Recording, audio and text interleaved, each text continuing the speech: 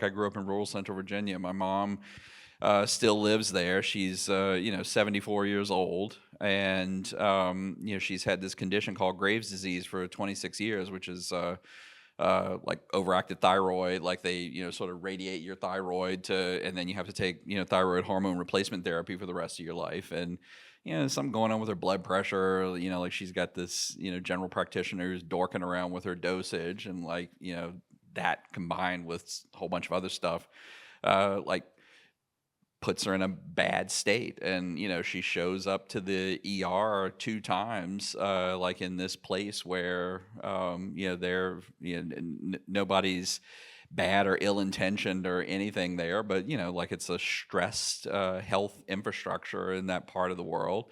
And she just sort of clear that like they hadn't even really carefully read her chart. She's coming in presenting a bunch of cardiac symptoms. She's got a history of Graves' disease. Like you order a TSH like hormone panel to like see what your levels of thyroid hormone is in your blood. Like you get the result back, you adjust the medicine, like problem solved.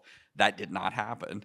And if my mom, who lives in rural Central Virginia, had not had a weirdo like me for a son who intervened and had like all kinds of resources to send her to specialists far away, I don't know whether she would have pulled out of that. And like 100% of that, GPT-4 could solve. Like you put her chart in, like you put the symptoms in, it says go get the TSH panel, like you put the TSH results back, it tells you what to go do. And like if you just given that to a doctor and like they had seen it, like instead of being in the hospital 6 times and like having 6 pretty miserable weeks, like she would have had like one trip to the ER and probably fine. And so like it's that sort of thing that I think in a world where we were talking about this earlier, like in places like Maine and rural Central Virginia, where you've got an aging population and like a healthcare system that's really already super stressed.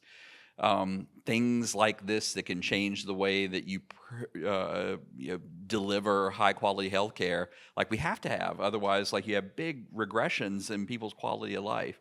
So like that's the hopeful stuff.